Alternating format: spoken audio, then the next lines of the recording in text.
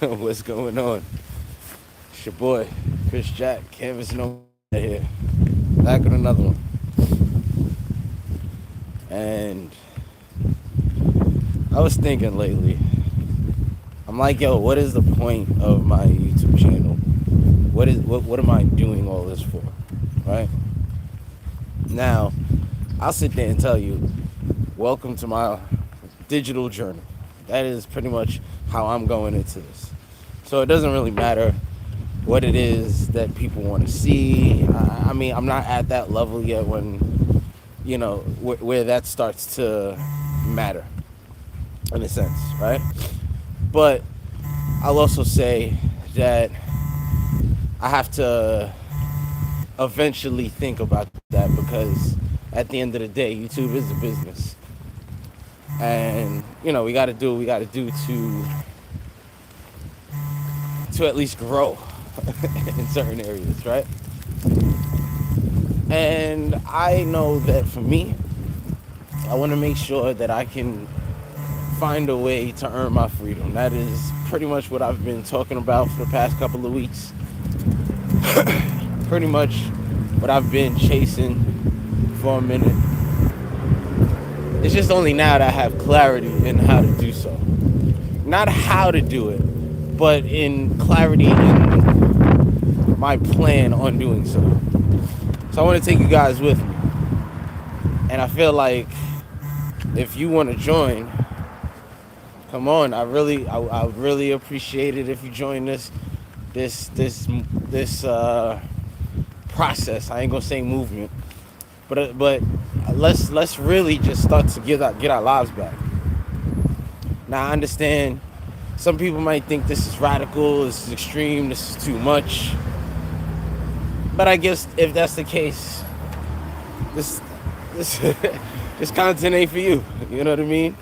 But for those who see it the way I see it or understand what I'm saying, you hate waking up in your 9 to 5 and you just feel like there's more to life. I've tasted it a couple times. And what I'm eating now is nothing compared to what the world can offer. And I want to gain that diet back. You know what I mean? I feel like I've worn numerous hats. Like, I think I've said this before. I guess I'll reiterate it, but I have been in tax brackets at really high level, whether I'm not me making that kind of money, but I've been around those kind of people before.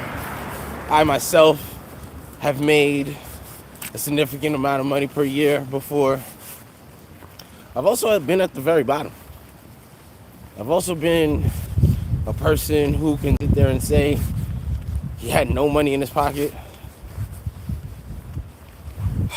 It's a lot. And all of that is based off survival. You're either in some situation, you get into another situation because of survival. And I'm done with that. I think building something is the first thing that will help with earning freedom. I really do. I feel like this YouTube channel is the start of that.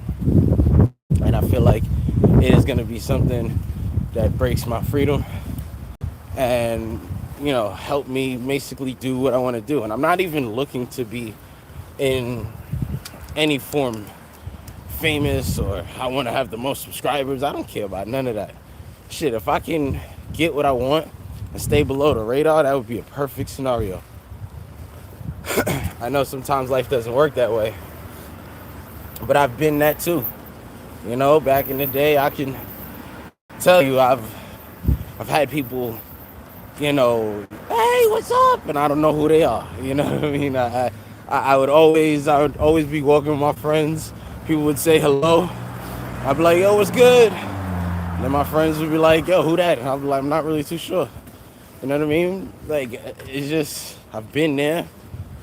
And I've been there multiple times, I've seen different facets of life, of society. I'm not going to sit here and say I've been through everything. I'm too young to say I've been through everything. But I've been through a lot. I've been through a lot. And at the end of the day, there's one common denominator that I realize I do not like. And that is the fact that I don't feel free. I'm sorry, I don't feel it. Whether it's influential, whether it's society, whether it's anything. Just the fact that you have to wake up to an alarm clock. All of that, to me, goes into a situation where nothing is controlled. And some people are like, well, you have to work. You have to do this. You have to contribute to society. You have to do all that. All of that is true. No one's not saying not to work. No one's not saying to contribute to society. What I'm saying is life is designed for you to go into survival mode in a situation that doesn't make you happy, but you have to do it because you have bills coming. That's all I'm saying that I think is not the way. We understand that back in the day, college was the way to go, and the way our parents did it was the way to go. But just look at technology. Technology, I would argue, doesn't even grow every 18 months now. It's probably like every 10 to 8 months now. A new iPhone comes out every year. So at least just based on that standard, it's every 12 months. And then they have updates in between every iPhone. So clearly, technology moves faster than we can say, right?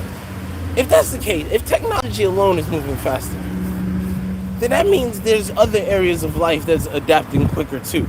So that means the things that worked back in the day when life was moving slow is not going to work today. So your parents' mentality, the old way, those things don't work no more. A college degree is just a glorified receipt saying, okay, I'm obedient enough to be one of your workers. Where can I apply? That is literally the concept of a degree now. A lot of people come out of come out of college, don't even have a job that they either like or sport, but now they have all this debt. So they now have to commit early. To me, I feel like if you can, the best way is to, after high school, take a year or two. If mommy or daddy can afford to do this, I think it's in everyone's interest to say, okay, you know what? I'm going to take a year and just go around live somewhere else. Travel. Just all I'm trying to say is go out there and travel. If you can afford to travel for an entire year, you can come back to life and understand exactly what it is that you want. Because all of those situations will make you grow up so fast. Y'all already know how I feel about solo travel. It'll make you grow up so fast, it's not even funny. It's not even funny. You will be dealing with situations that you never thought you'd deal with. You might come back speaking another language. You might come back with a whole entire perspective. You may not ever get stuck into the fallacies that is this society because you've lived other societies and you know that, okay, something's wrong with this one. Something's wrong with that. And those are the things that's important. But when you grow up here, you live here, you don't get out your bubble. Your echo chamber is built. Your echo chamber is built. And at the end of the day, when the echo chamber is built, there ain't nothing you can do at all to change it because you have nothing to compare it to. You have nothing to sit there and be like, well, over here, they did it like this. I don't know why they do it like this here. Or you can sit there and really understand, wow, I can be grateful for what we have here because I didn't have that when I was over there. There's so many ways you can look at it, but you have a reference point. You have some comparison to look at. If you don't have that, you don't know any better. Like, I can promise you, I have a friend. He is a person that we can argue has never really left the block. I think he went to Atlanta a couple of years ago, and that was just off the cuff. Like, that wasn't even planned. He basically hasn't really, his echo chamber is not even New York City. I can't really say all of New York City. The man thought that Brooklyn and Queens was separated by water, and this is no shade. I'm just saying that's the issue with this society. The man's gone to Brooklyn and Queens multiple times and still thought that, and that's not his fault. That's his environment shaping him. I blame the environment. You know what I mean? I feel like there's certain things that people can control, and there's certain things that people can't control. Then you can't teach a fish to climb a tree. So it's not his fault that the way he was taught didn't work for him. You know what I mean? And if he had more of a reference point to look at other stuff, he would understand, like, okay, geography is kind of important to know. And he would understand that these things are more important. But right now, and I'm not saying that he doesn't think that stuff. This guy is one of the smarter people that I know, surprisingly. But he doesn't know that kind of stuff because it's not his interest. People's over here his interest is status, music, fashion, stuff that really doesn't matter. You know what I mean? Like, music is okay, cool.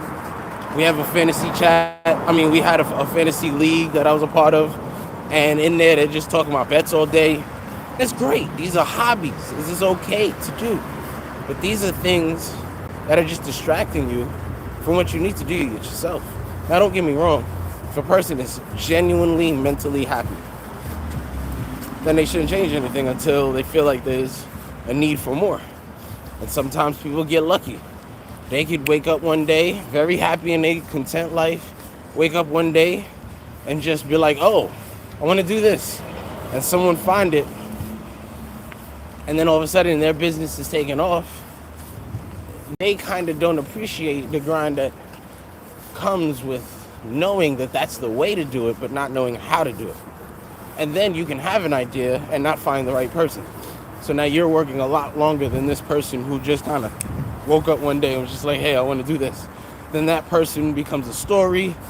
They use that story as a way to dangle the cheese, per se, in front of other people. Say, you can make it too. You're just one video away. You know what I mean? So, like, there's a lot going on with life.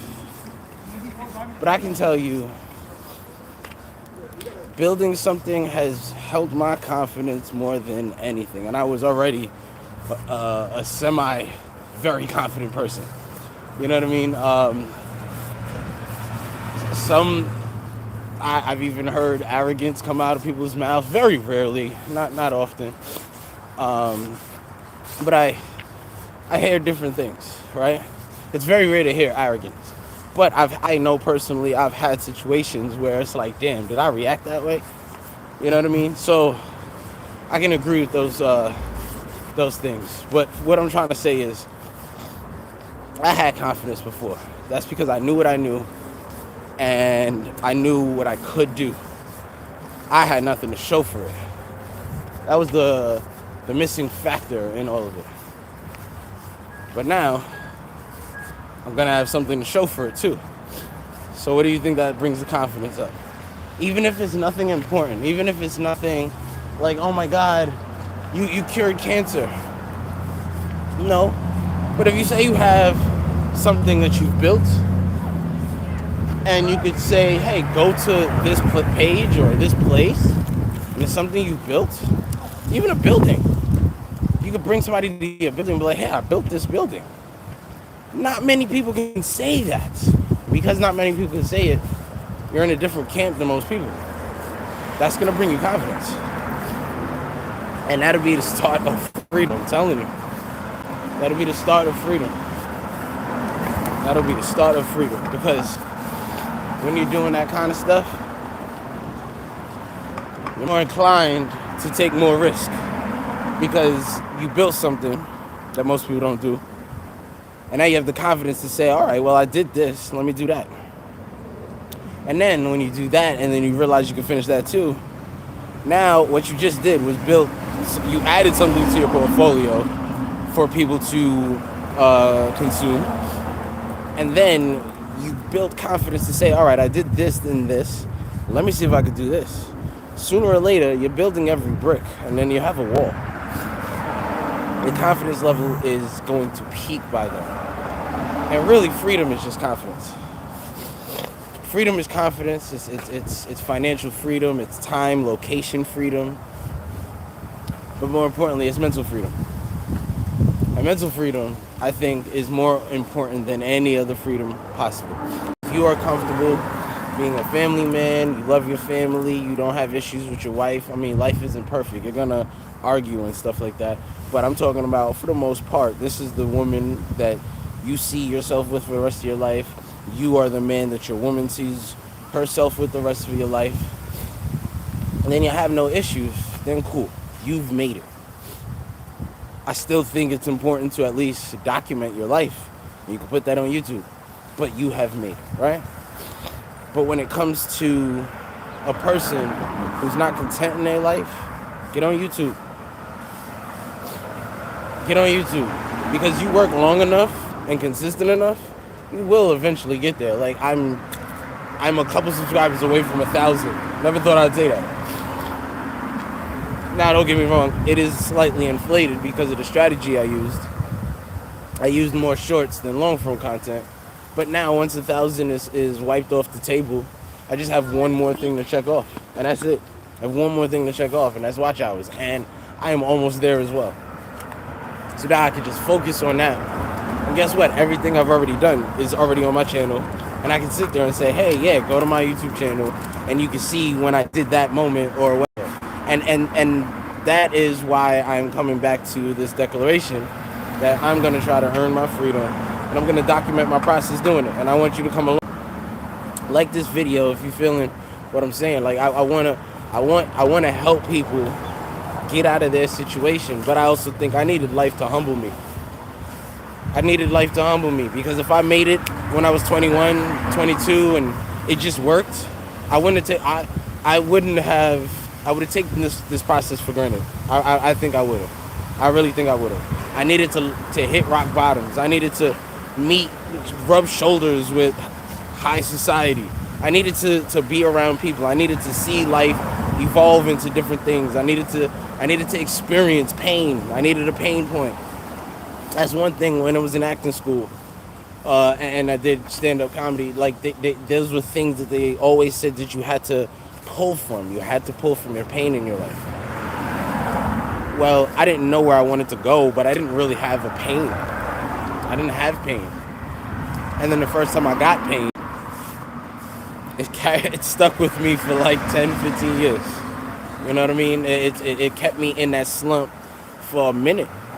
But at the same time, I can honestly say now that I have like a thing, I wanna take you guys with me. So, you know, it's your boy Chris Jack. Like, comment, subscribe. And if you made it this far in the video, you're my friend. I really appreciate it. Subscribe if you're down with this journey. Peace.